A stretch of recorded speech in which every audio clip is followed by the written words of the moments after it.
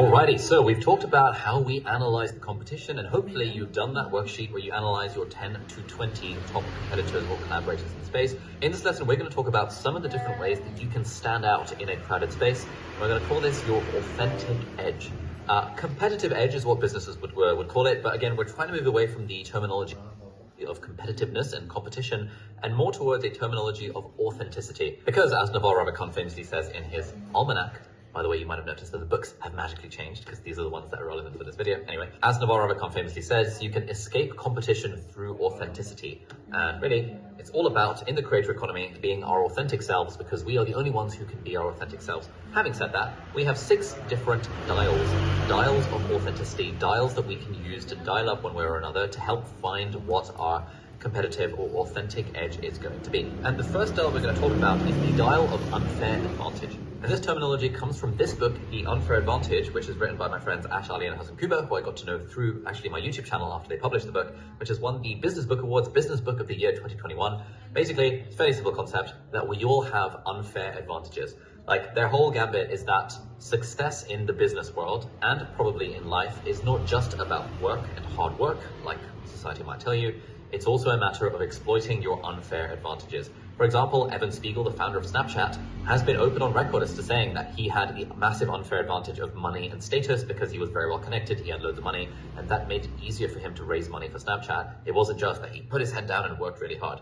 And so what these guys basically say is that business success, and by extension creator success, is about leveraging unfair advantages. And the good news is that we all have our own unfair advantages, whether we're aware of them or not. And they have a 5-part framework that we can use to help figure out what our unfair advantages are. And the letters they use for that are M-I-L-E-S. This is the Miles framework. So M stands for money, I stands for intelligence or insight, L stands for location and luck, E stands for education or expertise, and S stands for status. This is just one way of thinking about it. It's one framework for identifying your own unfair advantages if you think you don't have any.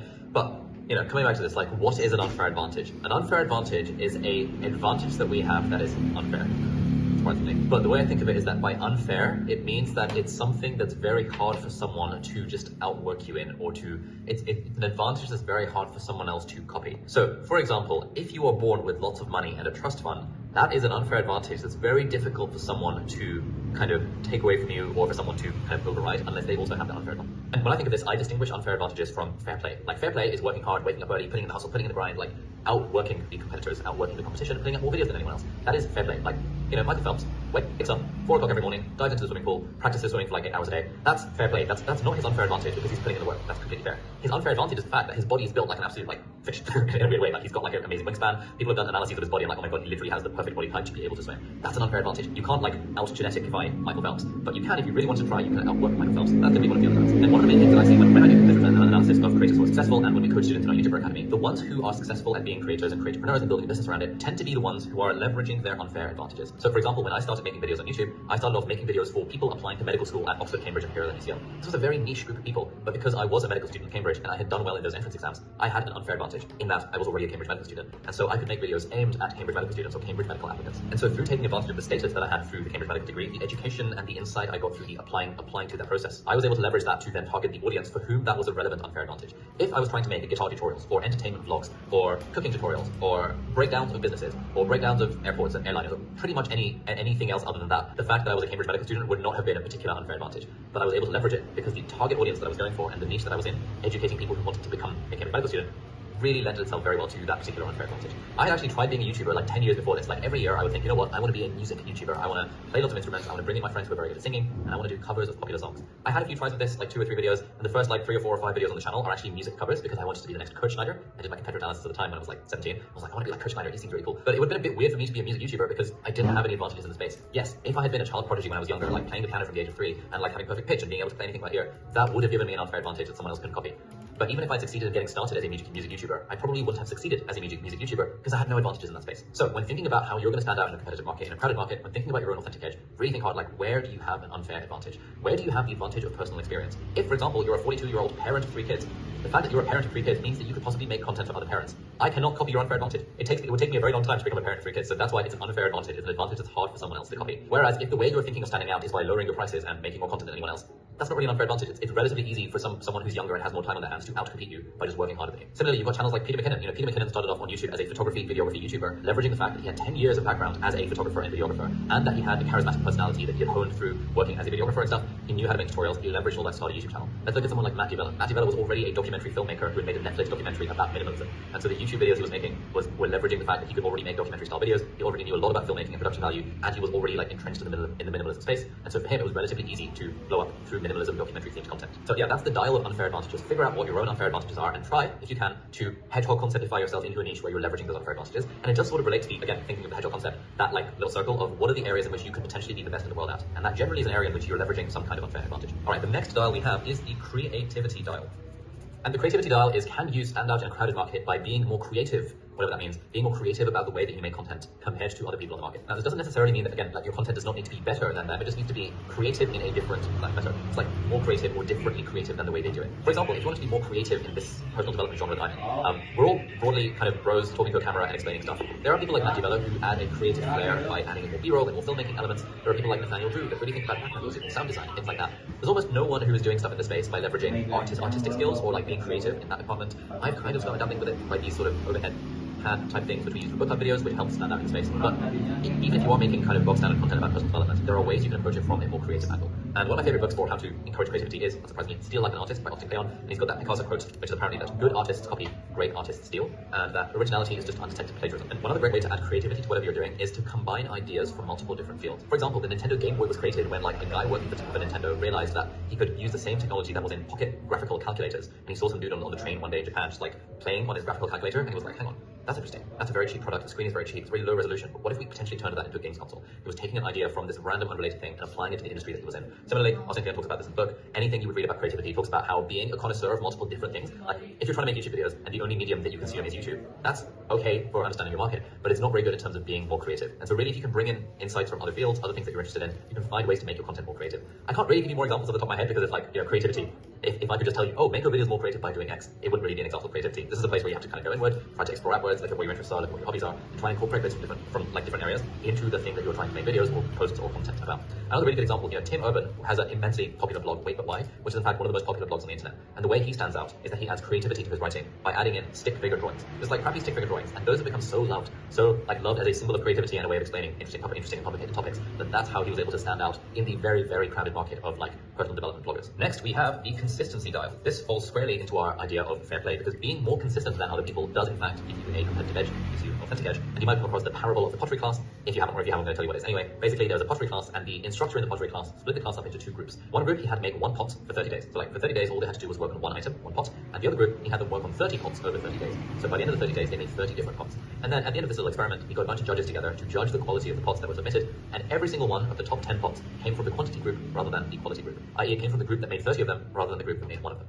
And so this is a lesson in quantity leading to quality. It's a lesson in consistency. The more consistent you can be with your videos, it stands out to the audience because now they know what to expect. Someone like Casey Neistat, when he first blew up on YouTube, he blew up because yes, his vlogs were interesting and creative, he had the creativity going up. He kind of used his unfair advantage of being a filmmaker kind of in the background, but really he was uploading every day for like 400 days, something ridiculous like that. And so everyone would know that, oh my god, this guy is really standing out through consistency. How many people do we know who upload videos every day? That's just absolutely insane. But that's how Casey Neistat was able to stand out on YouTube. There's another example of a creator called James Clear, who you might know wrote the book Atomic Habits. But what you might not know is that for like 6 years before he published Atomic Habits, which became like a ridiculous bestseller, for 6 years before that, he was publishing articles on his blog about habits, about personal development, every Monday and every Thursday for a solid like 5 or 6 year period, even while he was working on the book. That was like a level of consistency that even most bloggers at the time weren't doing. And so when it came to publishing his book, he already had that built-in readership, and he'd already honed his craft through so much repetition, so much quantity of content, that he was able to take all of his best ideas from the blog, put them into the book, really refine it more, do a bunch more research, and make the book an absolute like banger, which is like genuinely a really, really good book, and really deserves a place on the top of the New York Times list for the last like 4 years. The next dial we're going to talk about is a bit more of a meta point, and this is the authenticity dial. Or we might think of it as the exceptional authenticity. Yeah, let's call it that. Because you know how we said from Navarro account that you escape competition through authenticity.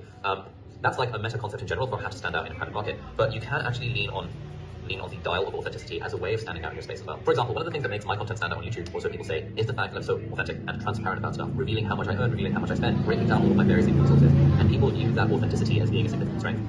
And it's kind of a dial that we can ramp up and ramp down, but because in my space, most other creators are not being their full authentic selves and revealing so much personal information, it helps me stand out in a way in this crowded market. I'm not saying you need to reveal the contents of your bank account and the contents of your bank balance and the contents of your relationship. You don't need to do that to stand out, but it is one way of like generating the authenticity, which is one of the 6 dials for standing out in a crowded market. To use another example, you might have come across Joe Rogan, one of the most popular podcasters in the world. One of the reasons why he stands out and he was able to stand out in the crowded market, especially in the early days, is that he was just able to be so authentic. He doesn't shy away from talking about things that interest him. He doesn't shy away from looking like an idiot. He doesn't shy away from controversial topics. And since Joe Rogan has exploded onto the scene, so many people have tried to emulate Joe Rogan. But as Naval put in one of his interviews, you can't out Joe Rogan himself. Like, he is the true authentic person in the space, and other people are sort of trying to copy him. In fairness, I'm trying to copy him with my podcast in a way, kind of, but that's why our podcast, like, that's one of the reasons why our podcast is not necessarily growing at the rate we would like, because it doesn't yet have its own unique spin. It doesn't have a way to stand out in the crowded market, as we talked about in the SWOT analysis section. The other way that you can try and get more authentic content is something that Peter Thiel famously talks about, and he has a quote which is, competition is for losers. And basically what he means by that is that if you're trying to stand out in a particular market, don't try and be the best person in that market. Try and be the only person in that market. So keep on like redefining the thing that you do, like niching down more and more until you are the only one in your space who is doing the sort of stuff that you're doing.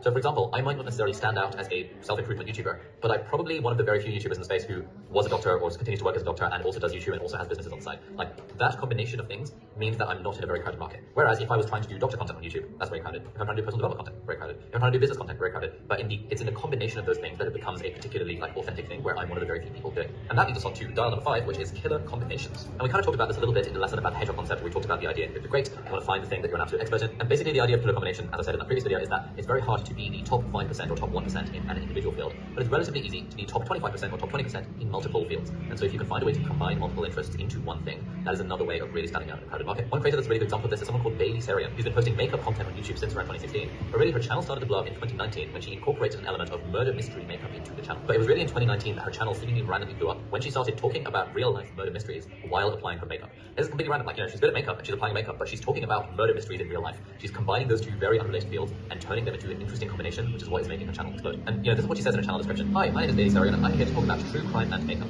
Yes, this is an odd combination, but I couldn't just pick one topic to focus on. Why not mix them both together? So she really knows what she's doing. She's combining these two unrelated fields, and no one else is doing that, and therefore she's being authentic and she's escaping competition through the fact that she's got this killer combination. To use another example, there's a chappie called Andrew Huberman who's recently exploded onto the podcast scene with the Huberman Lab podcast. Andrew Huberman is a professor of ophthalmology and neurobiology at Stanford School of Medicine, so that's like one massive unfair advantage he's got. He's got the education, the insight, the status, the pedigree to be able to talk about stuff. He decided to start a podcast where he interviews other like world-leading experts who he has unfair access to because they're all in the same field about things like, you know, health and longevity and living a good life and scientific stuff. And he's also quite charismatic and well-spoken himself, and also he's got his own team of researchers that can help him research stuff. So with this cool combination of like professor, world-leading scientist, also a good communicator, also has access to other people in that sphere, which is really unfair. It's hard to find other people to compete with. He's carved out this incredible niche for himself, where his content is fantastic. He's really standing out and escaping competition through being authentic, through this killer combination of talents and the factors that really make him who he is. And the final dial that we're going to talk about here is the primal branding dial. And this is another way to stand out in a potentially competitive niche by looking at this book. It's called Primal Branding, and this book kind of explains the stories behind some of the world's most successful brands, i.e. the brands that have real zealots behind them. So for example, if you think of the brand Apple compared to Dell, like no one is flexing that they're a Dell user, but like hundreds of millions of people love flexing when they're Apple users, for example. So what is it about a brand like Apple that made to have such a strong zealotry fan base behind it? And the authors of the book basically boiled it down to a handful of different things that these brands do really well. Those are, you know, the creation story, the creed, the icons, the rituals, the pagans, the sacred words, and the leader.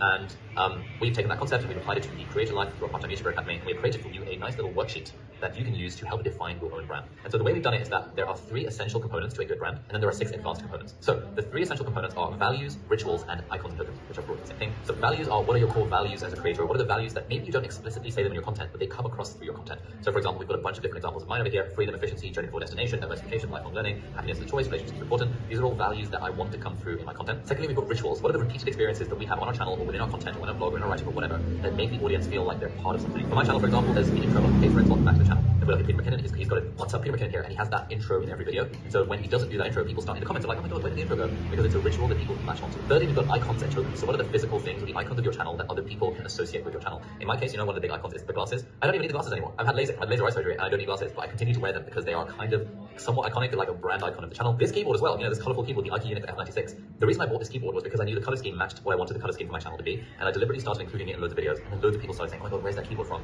And now like thousands of people have bought the keyboard through my affiliate link, which has made made us like, I think, over $200,000 so far. But also this has become an icon. It's like become iconic, and people are like, oh, where's the keyboard? And the keyboard's not in videos. Equally, there's other things that we use, apps like Notion, for example. Notion has now become an icon. It's almost become a meme that I use Notion for everything. Back in the day, it used to be the iPad Pro and an Apple Pencil. It's kind of an icon that whenever I have a sort of pen in front of me, I'll sort of spin the pen like this. People comment this stuff in the comments.